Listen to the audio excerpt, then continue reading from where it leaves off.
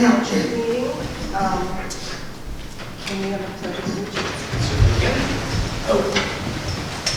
I pledge allegiance to the flag of the United States of America and to the republic for which it stands, one nation, under God, indivisible, with liberty and justice for all.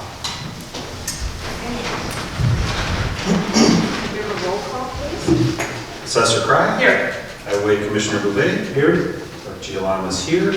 Supervisor Jones. Here. Trustee Horvath. Trustee Maher. Here. Trustee Malik. And Trustee Lynch. Here. Okay. We have a motion to approve the minutes from February 24th, 2026 board meeting. I had a comment on that before we vote on that. Okay. There were officious comments, I guess, at that meeting, but mine weren't in there. So if I was censored, I know I was censored. You were censored? What? I'm just joking. No.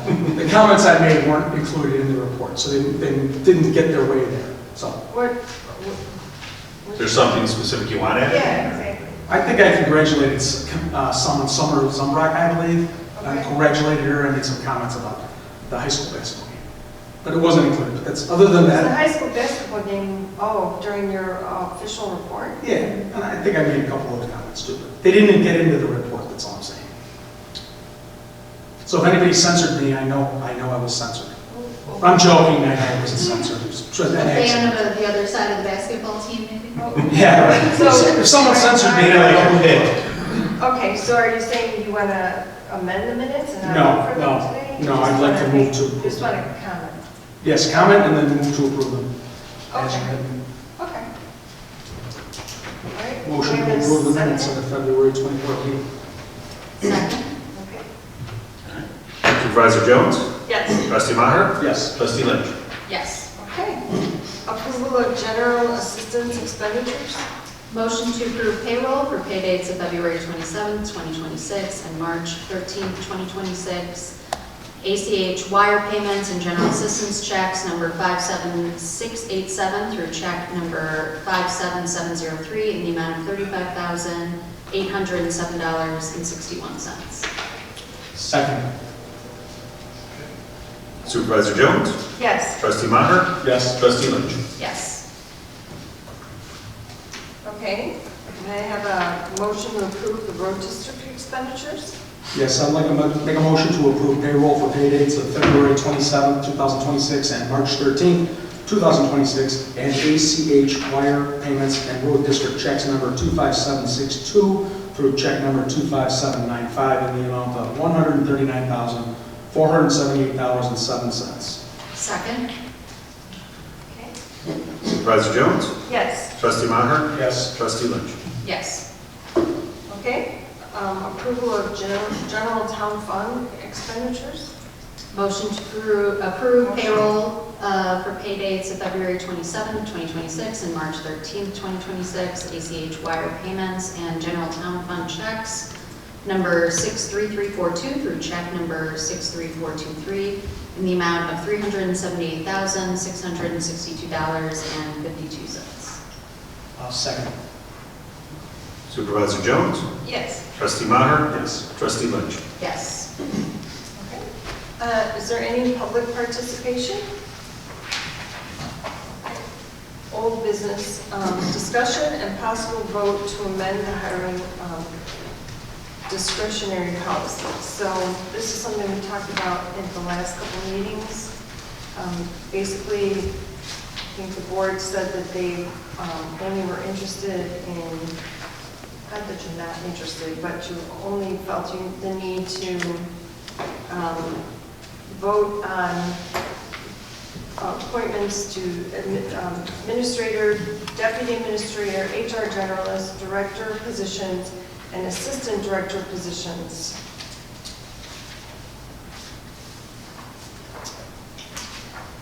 Yeah, yes. Okay. Jim, do you have any comments or? No, that was the consensus that I agree, that was the consensus we came to when we last discussed this at the last meeting. Okay. Would you like to make a motion? Motion to approve the amendment to the hiring discretion policy. Okay. Second. Yeah, second, I was going to just read from the document. I second that. Okay, you want to read it? I didn't read it. I was just going to read. Motion to approve the Maine Township hiring discretion policy as in our pamphlet. It's a 3-page document. Second. Second. Okay. All right. Supervisor Jones? Yes. Trustee Maher? Yes. Trustee Lynch? Yes. Okay.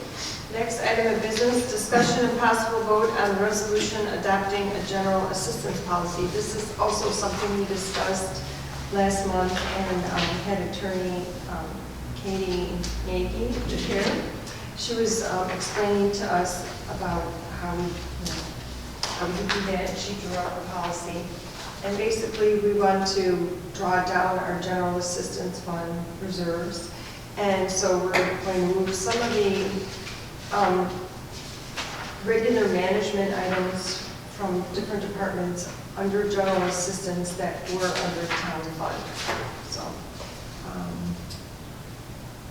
anybody like to make a motion? It's resolution number 2026-3. Right, I'll make a motion to adopt resolution number 2026-3 entitled "A Resolution Adopting a General Assistance Policy Pursuant to the Illinois Public Aid Code." It's a 2-page document and has attached to it an Exhibit A, which is 3 pages long. So I move to adopt that as presented. Second. Supervisor Jones? Yes. Trustee Maher? Yes. Trustee Lynch? Yes. Okay. And then the new items of business is circulation of supervisor and highway commissioners' annual reports. So we have those, and they'll be posted. The next item is a discussion of solid waste collection and recycling services. So, Mike, do you have anything you need to fill us in on that? No, nothing is right now. Okay, so we're going to put that out for an RFP. Do you have anything you want to discuss regarding that? When does the current contract expire? September 30th, 26th, I believe. Thank you.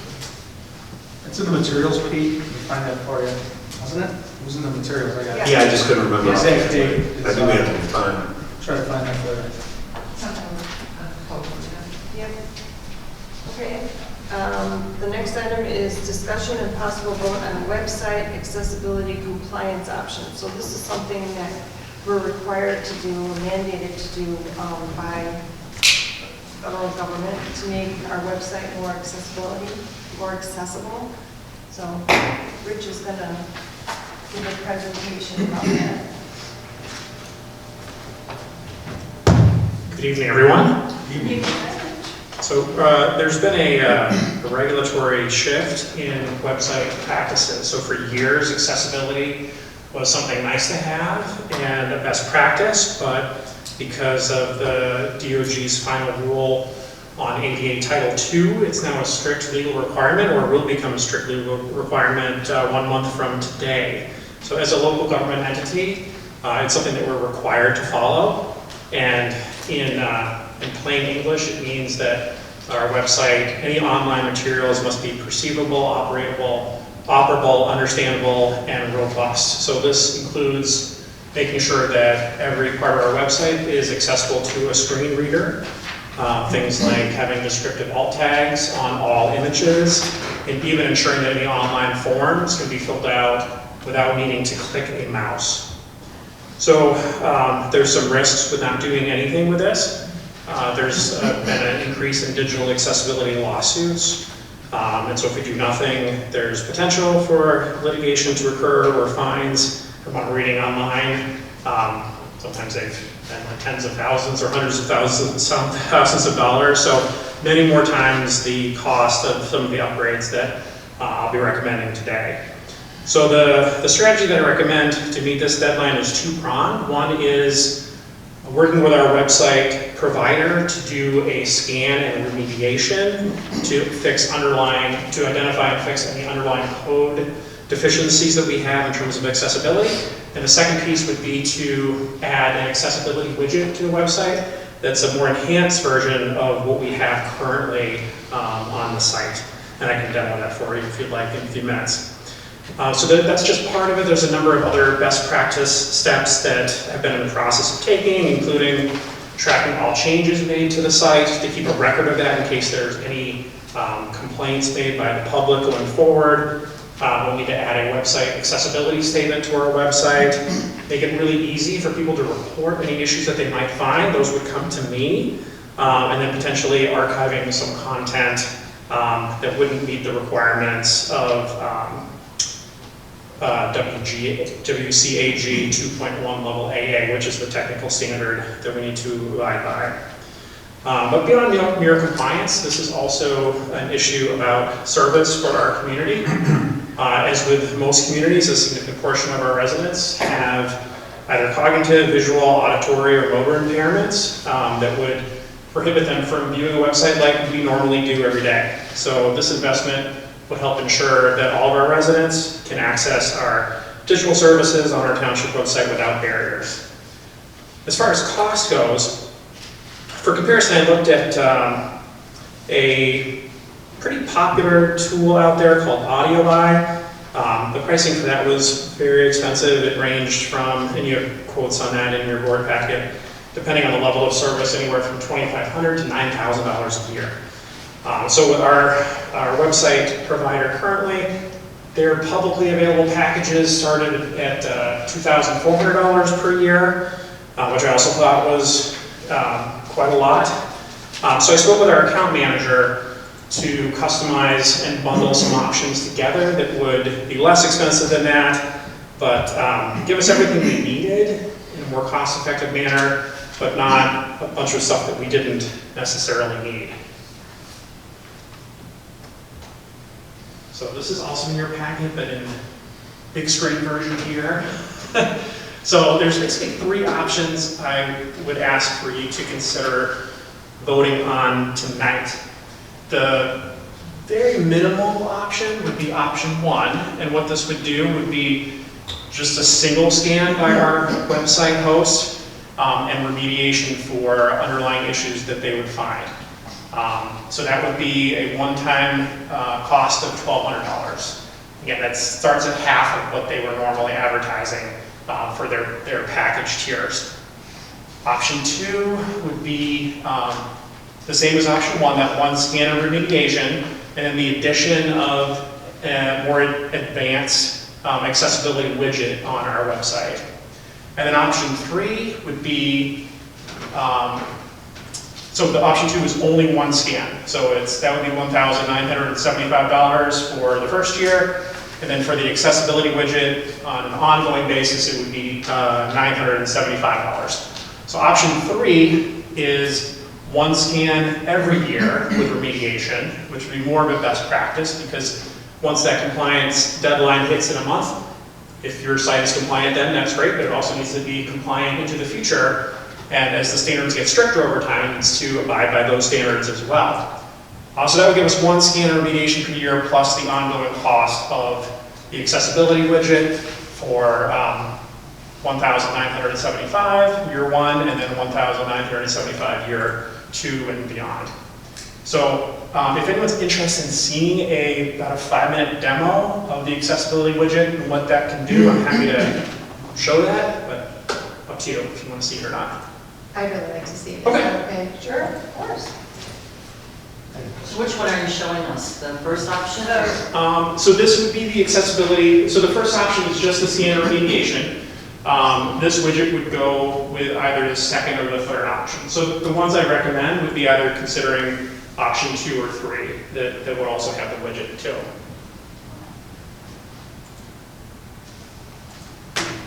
Oh, let's see what this thing can do. Let's check out the predefined profile so we can see what that looks like. When we toggle on vision impaired, it changes that contrast and highlights links so we can easily see all of the web content on the page. We've got ADHD friendly. Looks like this content is already ADHD friendly, but we can toggle that off. We've got dyslexia. It spaces that text out. And again, it changes the entire web page, so I can scroll on down to the bottom and you can see how it would improve the experience for somebody with dyslexia. We've got cognitive disability. So all of these predefined profiles, again, just make it really easy for somebody to just be like, oh, perfect, I'm dyslexic, I can toggle that on and have a much better viewing experience of the website. So let's try these different scan options. We've got read the text, summarize, page structure, and audio download. So I'm going to click read the text, and you guys should be able to hear this. We've got different options. We've got different reading paces. You can choose your preferred voice, and you can either read the whole page or read on click. So let's see what female slow sounds like. Accessibility widget demo. 0 errors. 0 warning. I'll go ahead and stop that. Now let's see what it sounds like in fast mode. Accessibility widget demo. 0 errors. 0. And then let's try male normal speed. Accessibility widget demo. 0 errors. 0 warnings demo. So you can see it easily allows you to sort of personalize your experience of hearing the website read to you, which is really awesome. We've got our summarize button here, which summarizes all of the content on the web page, which is helpful so you don't have to go through the entire page of content. It can just be summarized for you. We've got page structure, which makes it really easy to navigate through the website. You can click on different headers if there's a specific place you need to go. We've got, let's take us to the video. So here we are at the video. We can go to why web accessibility matters, back up to the top. Image gallery, and it'll take us there. We've got landmarks as well. It'll take us to the image carousel again, and we can be taken to different specific links in the website. So really helpful for navigation. And then down here, we've also got audio download. It allows you to download the audio of having the page read. So really powerful. Now let's see how this content adjustment works. So as you can see right now, we're at 100% for all of these things, but let's go ahead and change it so you can see what it looks like. You can either use the slider to adjust font size, or you can use the buttons on the side. And so we've got font size at 140%. It's much larger and easier to read, and then we can easily reset it with the click of a button. We can space out our line height, easily reset it, space out the text to your preferred spacing, and easily reset. We've got a readable font button. You can highlight titles with the click of a button, and all of the titles on the web page will be highlighted. Space the text, highlight links, make it dyslexia friendly again, and use the big cursor, which is good if you're visually impaired. You guys can see my cursor on the screen is much larger. Turn that off, and then we'll check out the color adjustments. This is probably my favorite part. This is fun to play with. We can do high contrast. We can do the dark mode, which is slightly different than high contrast. We can do high saturation, which you'll see that affects the image on screen. Make it high saturation. We can make it monochrome, low saturation, and now we come down to the text and the background colors. So we can adjust these text colors to whatever your preferred color is. Title colors, again, it gets the whole web page with the different title colors, and then background colors. We've got some nice pastel options, so you can choose your preferred experience here. Maybe we've got this background color, purple title color, and then blue text. So again, it does it to the whole web page. And now that's a little bit of a crazy setting, so I'm going to go ahead and reset easily with this reset button. Okay, now we've got a couple more options at the bottom. We can do largest text very easily, underline links very easily, pause animations on the screen, invert colors. This ruler option is nice if you're maybe trying to digest a big page of just words. It can help you go down the web page and just read it all with that ruler. And then also the screen masking is great to sort of focus on whatever it is that you're trying to read on the website. So, oh, and also I'll show you our translation capabilities. We've got lots of different languages to help you stay inclusive with your diverse communities. Let's try Italian. And so now we've got the entire webpage in Italian, and we can, again, we can adjust once we've got it in the language that we need.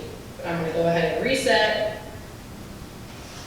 And I'll show you, we can move the widget from side to side.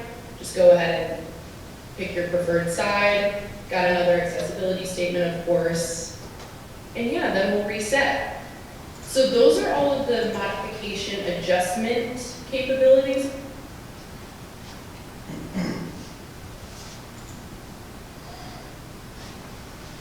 I do want to say that our website currently will translate into 80 different languages, but if someone doesn't happen to notice that at the top of the screen, that's just another way for it to translate into different languages for them. So again, those are the three options to consider, and I'm happy to answer any questions. So is this a liability thing for the township? It will be in a month, yes. Mhm.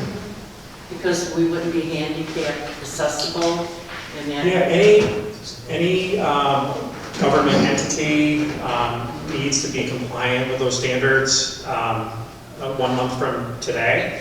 If they're not compliant, a resident could, and there's been a lot of history of more like people looking for that sort of thing. So it could be a legitimate complaint from someone who's trying to access the content and can't, or it could be just a frivolous complaint from someone who's just trying to, you know, stir up trouble and going to websites and trying to find issues.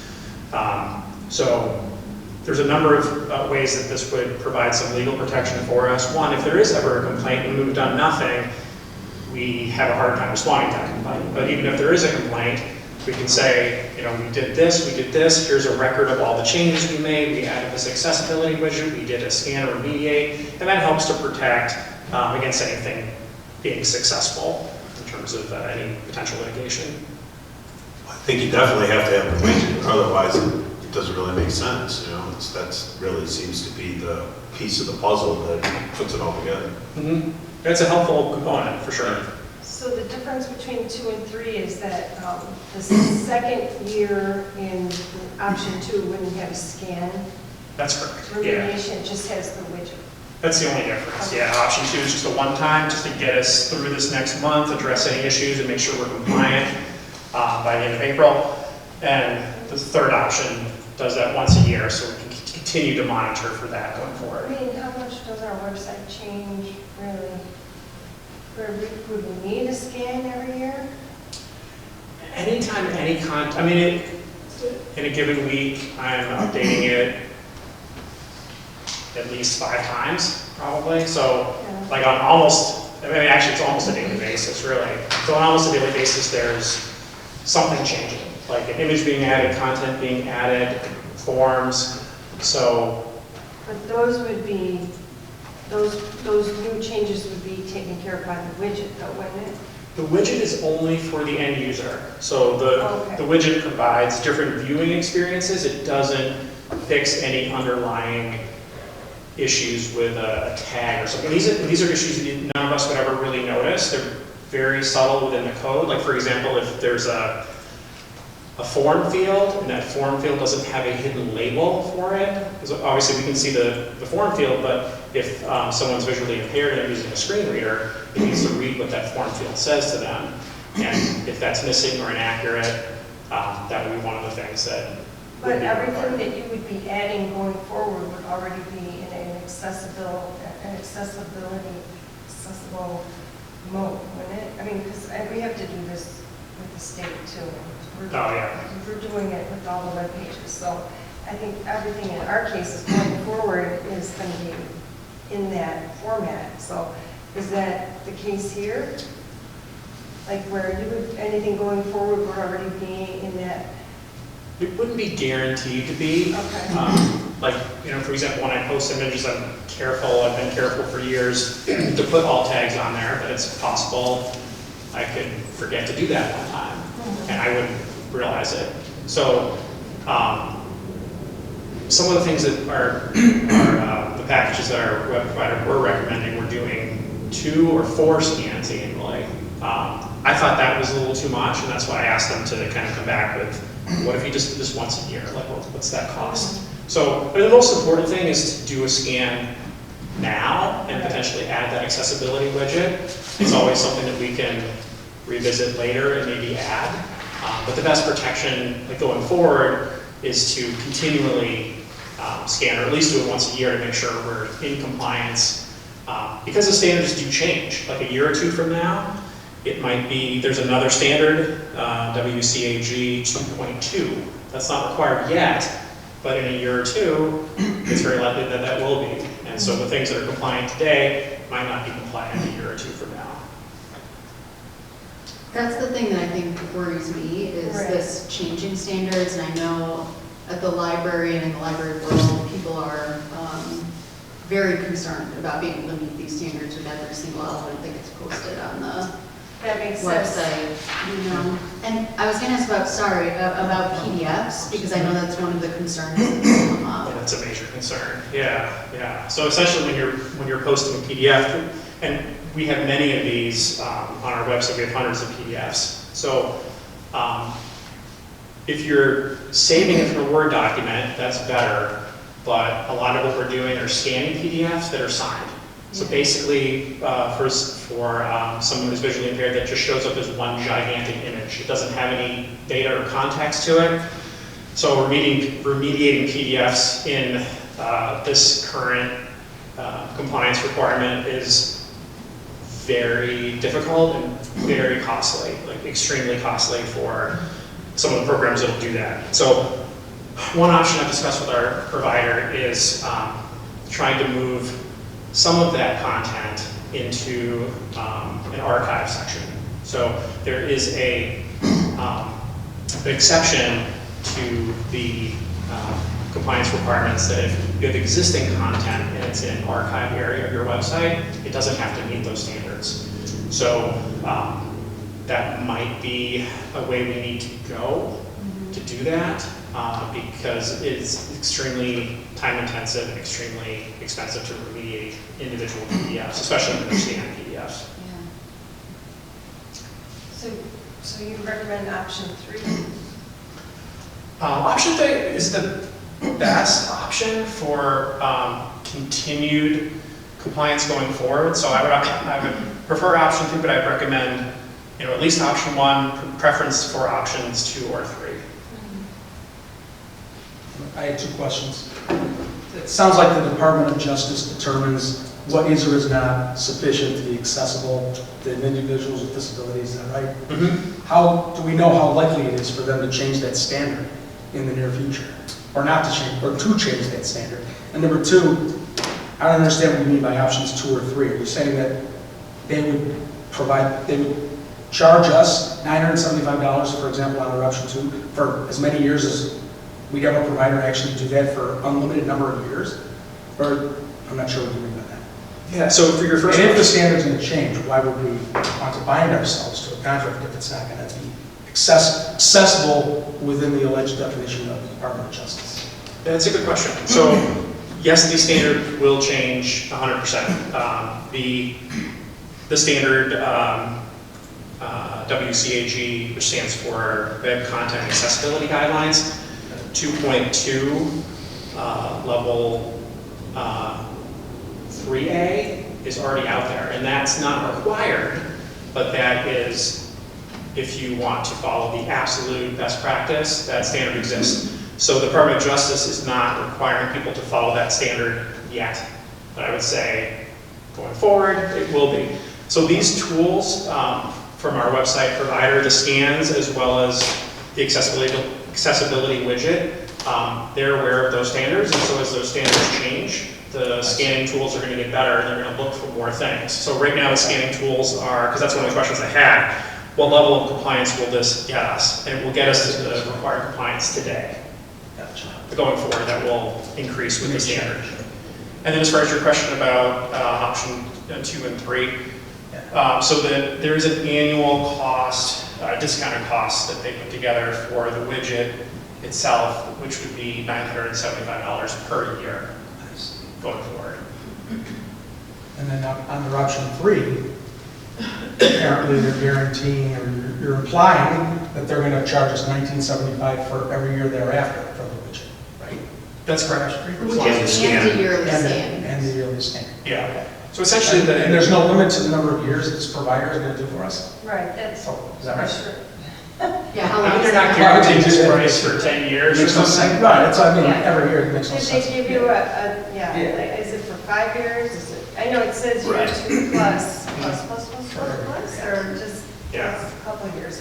Well, we've almost been with them for, we're on our 4th year of a 5-year contract for website hosting, and that fee has been the same for the entire, 4 years so far, and I expect it to be the same for next year. So they haven't shown in the last 4 years a tendency to increase significantly, or do an annual increase.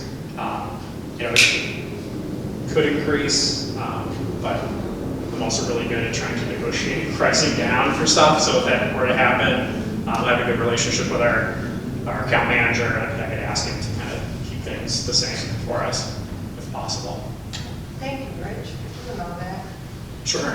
Yeah, Rich, I just want to say thank you for always being so thorough and, you know, presenting all of the options. I think I appreciate it, and I'm sure the rest of the board does, because you always come with, you know, plenty of options for us to look at, so thank you. Thank you, I appreciate that. Are there any other questions? Yeah, your preference, Rich, is option 2 or 3?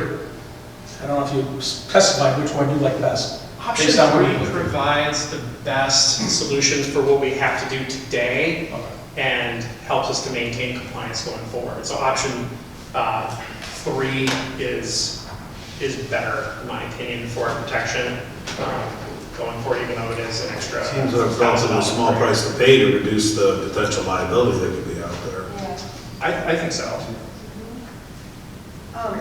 You ready to make a motion?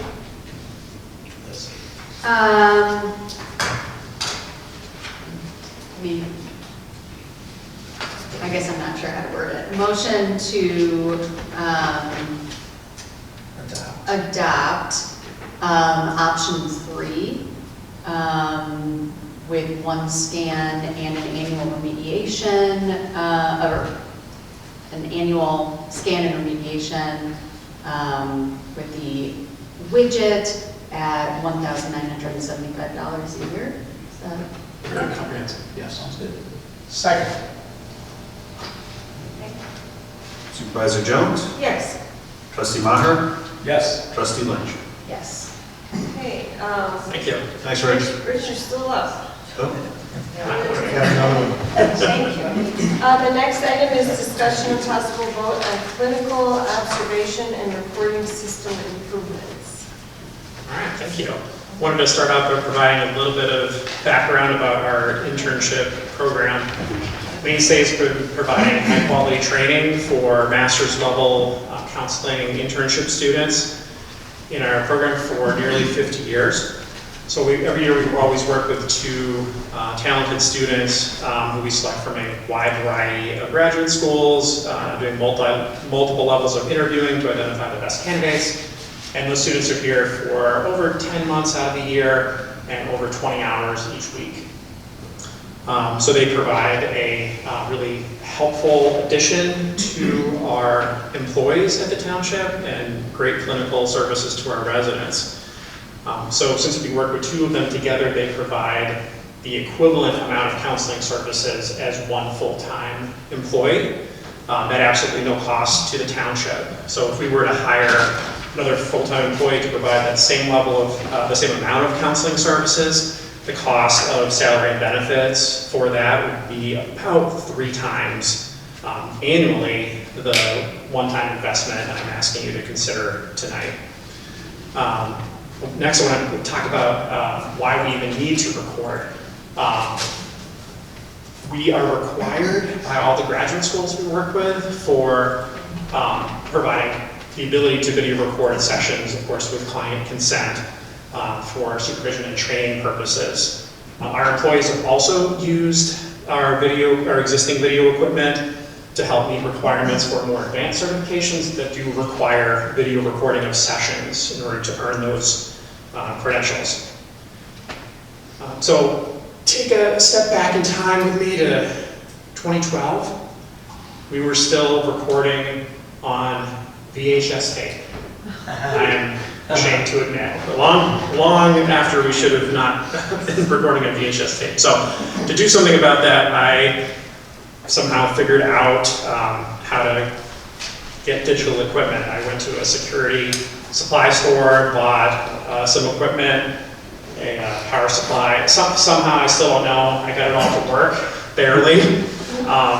But fast forward 14 years now, the equipment is extremely outdated. The video quality is very poor. I can hardly hear the words that are said anymore, and it is just far outlived its usefulness. The other issue that presents a security risk is that the software that we have to play it on is so old, it requires us to run our computers in local admin mode, which is a bit of a security risk. We don't really want to run our computers in admin mode at all, but we can't view videos unless we do that. So that's another reason why I'm asking to you consider the upgrade. So we issued an RFP for the project. We had 2 companies that responded, iRecord and Intelligent Video Solutions, or IVS. So iRecord was more expensive, both in their initial cost as well as the annual support and maintenance fee. And I was frankly not very impressed with their product. However, I was very impressed with the IVS product demonstrations that they did for us, multiple ones.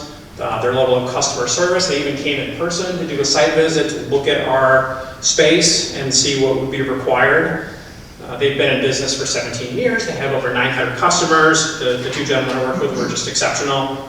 And so their solution proposed in their RFP would be, or in their proposal, would be to provide 2 cameras, which we currently have, and a mic, dedicated server for storage, the ability to securely record video to their vault system from an iPad, from any space. So sometimes we need to record play therapy sessions for supervision purposes.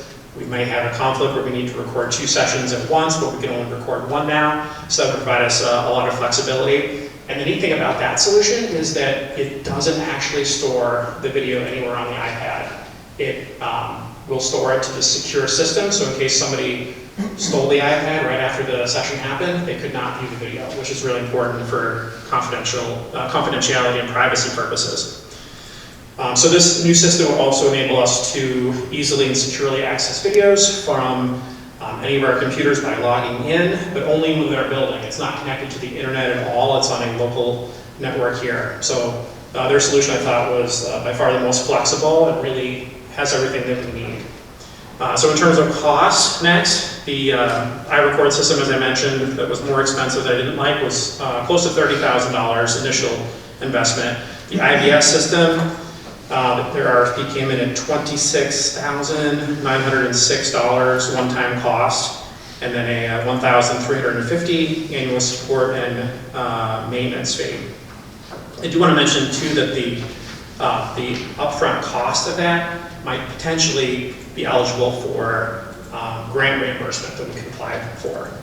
And then not included in that, because I didn't have that information when I put the packet together, our IT company would need to come and run some cables and network switches, and that would be an additional $200 for that component, not factored into that cost. That's just a one-time cost. So as mentioned, our current equipment is outdated and presents some security risks.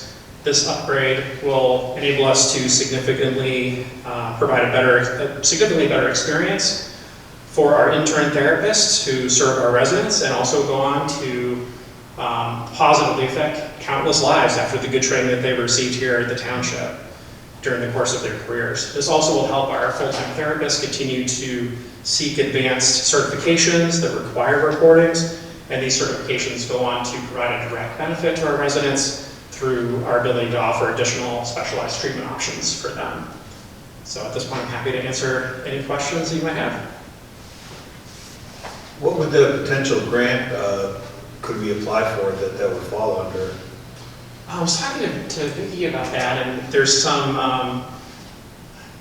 maybe infrastructure improvement grants or something that if we made improvements to the building, Since this would be a kind of a fixed, permanent improvement to the building in terms of equipment, that it might qualify for one of those grants.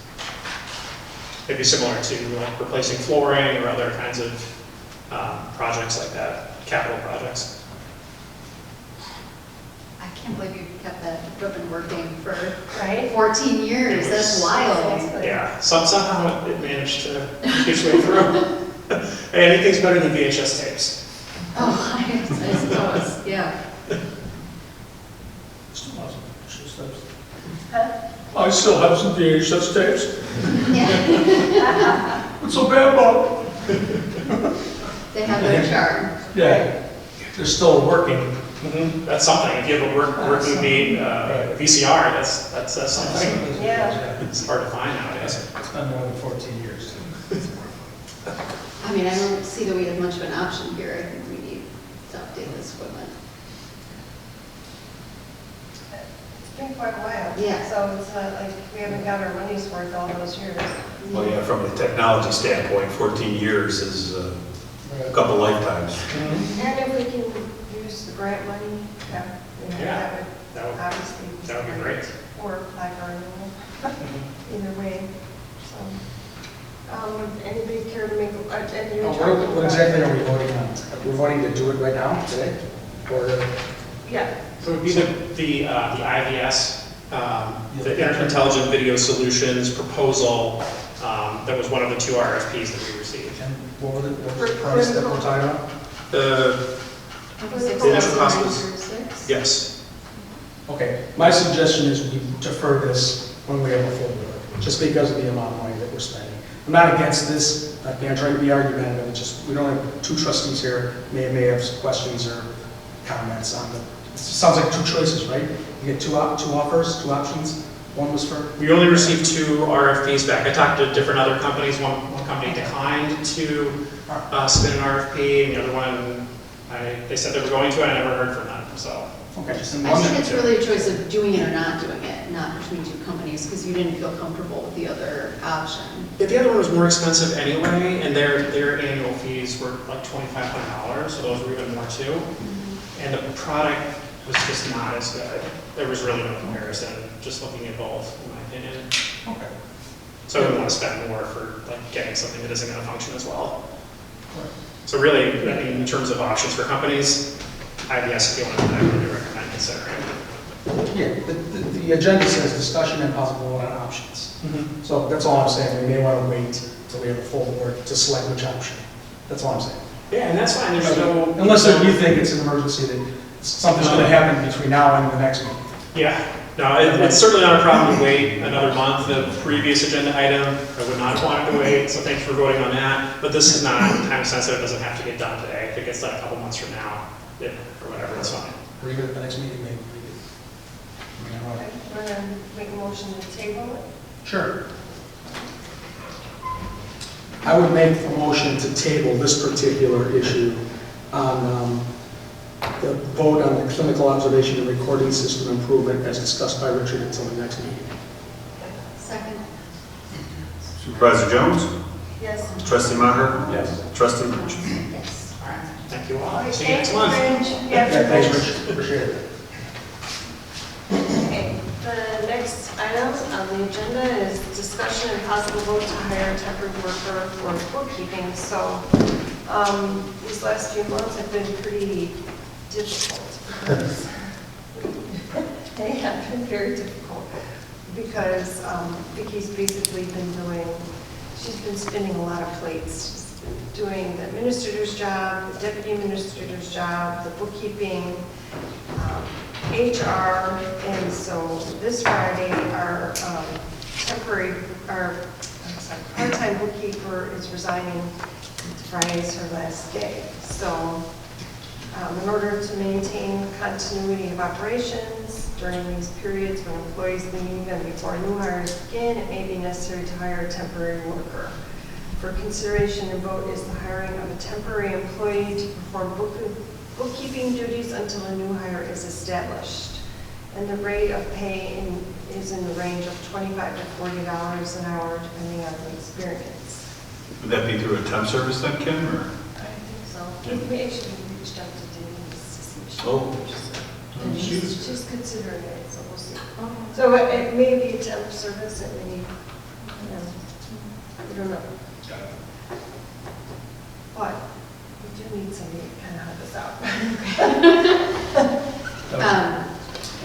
Well, I'm ready to make a motion, are you? Well, I just wanted to know what she meant by temporary employee until a new hire is established.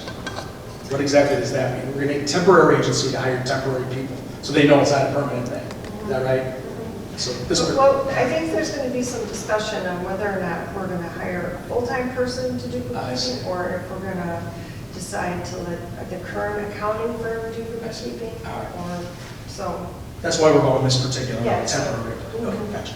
But Motion to hire a temporary worker to do bookkeeping.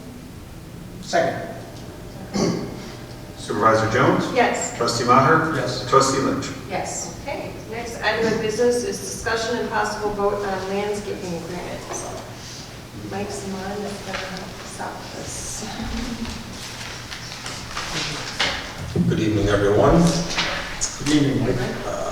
So in your board packets, I had two estimates. I do have one more in front of me, but I do not know if there's an option to go with this. I had this earlier in the month come to me. It came to us in a Dropbox, not in the PDF. I was out sick for a little bit last week, and when they sent it to Administrator Rizzo, it came in at 5:00 p.m., which was too late for the board packet. So I do have this with me now. It's our current landscaper that we have. So if you don't mind, I'll give you that. Thank you. Oh. There you go. No. Anybody else, I guess? Thanks, Mike. You're welcome. So that is the same one. I just don't know if that is an option due to it that it was not in the board packet. But if we look at all three options, the first one that I have is Landscaping Express. That came in at a total of $12,330. The next one is Victor's Landscaping. That came out to a total of $15,150. And then I have NJ Castillo, who we've had for probably over 20 years at this point, coming in at $11,400. Just for the board's information, there's no legal problem with this not being in the board packet. If we want to go with this one, we can. Oh, okay. Thank you. Thank you. So with that said, then that would be my recommendation. NJ Castillo has been with us for, prior to me being here, over 20 years, like I said. Their prices have stood the same and very consistent throughout forever, basically. He's constantly coming in at $11,400. So that would be my recommendation to the board. Yeah, they do a good job. Yeah. Do you have any questions? Motion to approve the proposal from NJ Castillo Landscaping. Second. Is that their name? Yes. Yes. Second. Supervisor Jones? Yes. Trustee Maher? Yes. Trustee Lynch? Yes. Thank you. Last item under new business.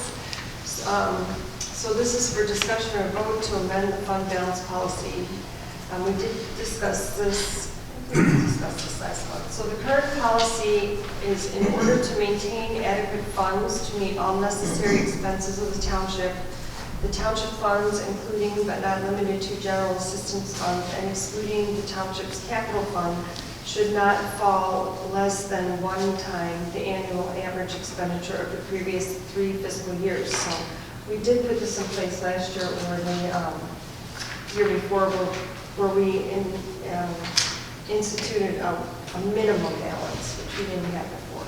So the proposed policy is to maintain adequate funds to meet all necessary expenses of the township funds, including but not limited to general assistance funds, and excluding the township's capital fund should not fall less than 75%. So instead of a year, we would have 9 months of the annual average expenditure from the previous 3 fiscal years. And what that'll do is, on the agenda, we have in closed session, we're going to be discussing, and it's on the next town meeting, purchasing property. This will give us a little more of a cushion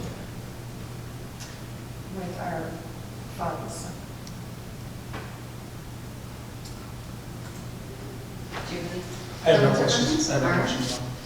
Don't we discuss this at the last? Yeah, we did. So, motion to amend the fund balance policy From 1 year to 9 months. from 1 year to 9 months. Okay, just for the record, this document we were given in our packet doesn't have a resolution number, Kurt, and it doesn't have that language in it that we're going to sign. No, it doesn't have a resolution. So, I don't think we have it on the agenda as a resolution. I think as long as we're all clear, we're voting to approve the amended fund balance policy that's been as presented to the board tonight. I think that's all we really need to make sure we know we're approving. should the motion state, Kurt, that it should not fall less than 75% of the annual average expenditure of the previous fiscal years? Should it say that in the motion or not? Sure, if you'd like. I think as long as we've announced that before we vote on it, that's really what we need to do from an exact perspective.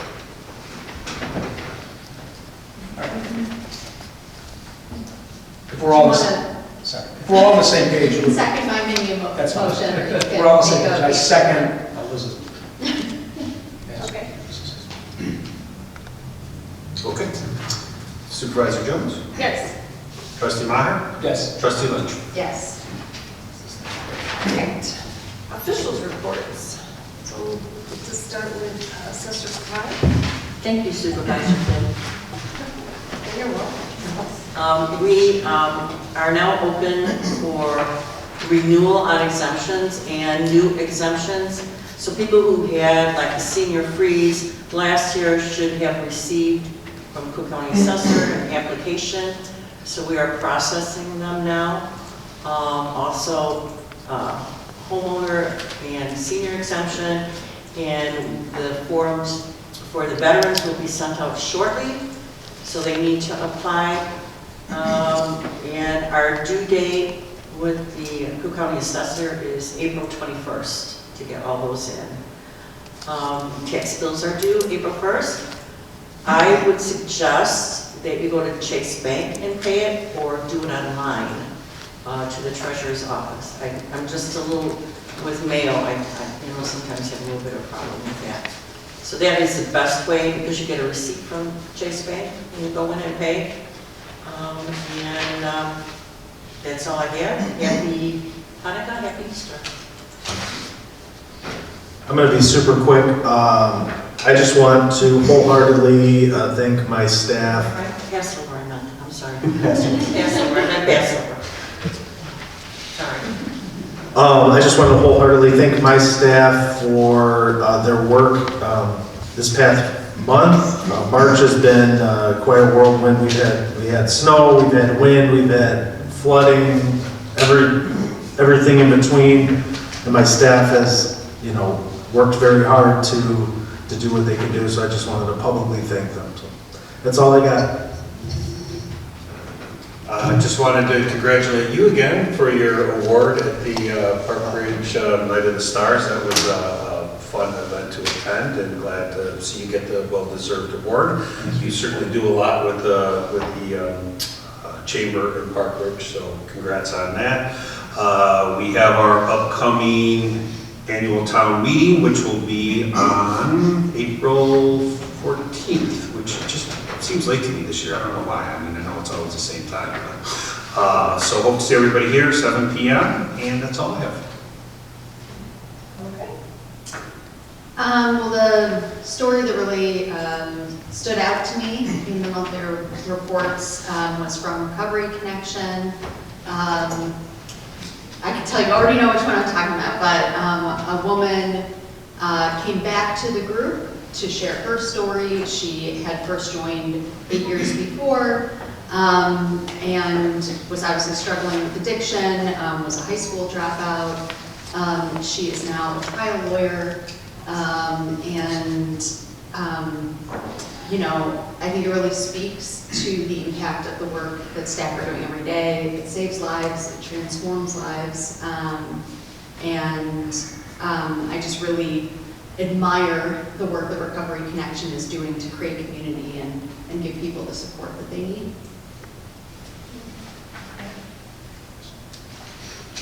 I went to a recent event. I was affiliated with the Niles Chamber of Commerce, and it was one of our agencies that we fund. It was just a great night. I apologize, I can't remember the name of the agency that we fund, but it's for adults with disabilities. And this mother basically was talking about her son and how he's benefited from this service for his entire life.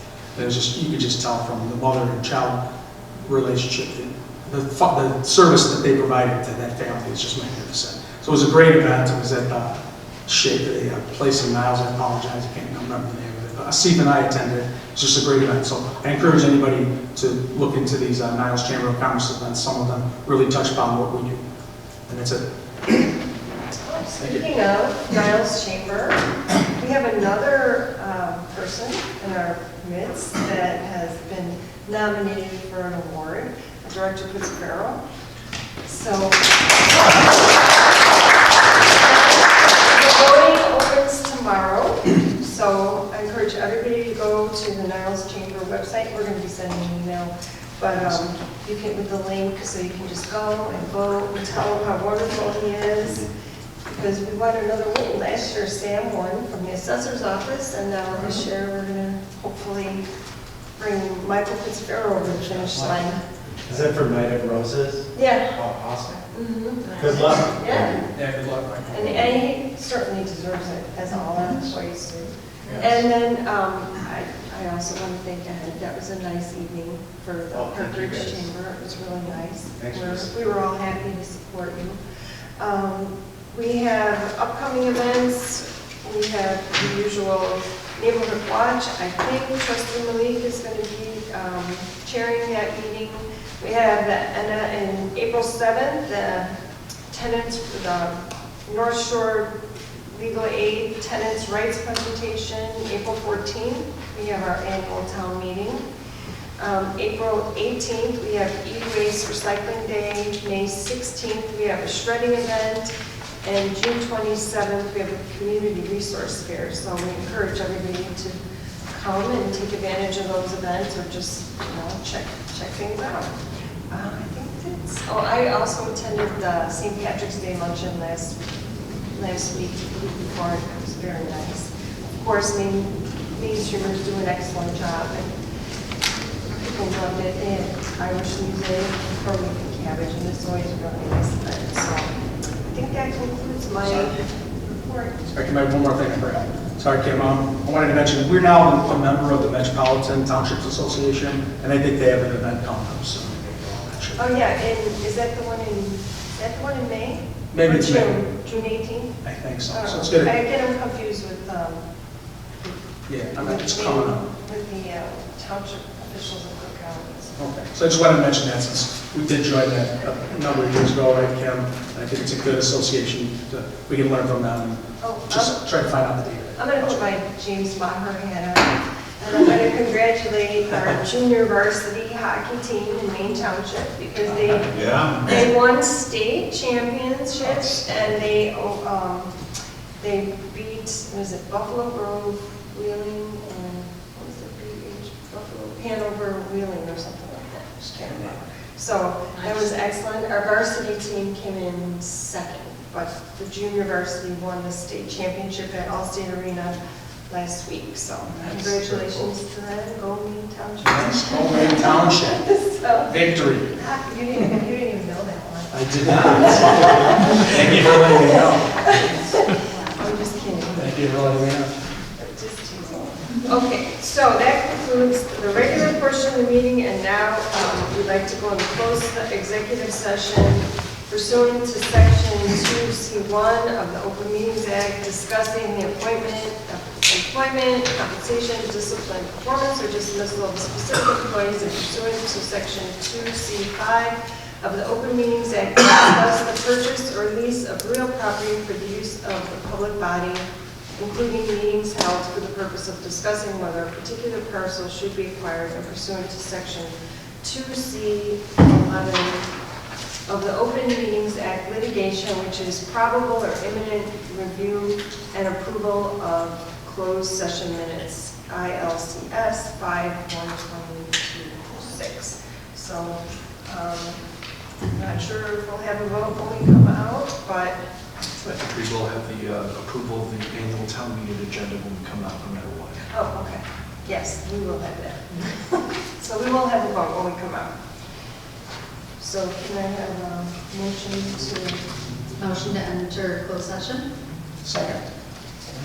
Supervisor Jones? yes. Trustee Maher? Yes. Trustee Lynch? Yes.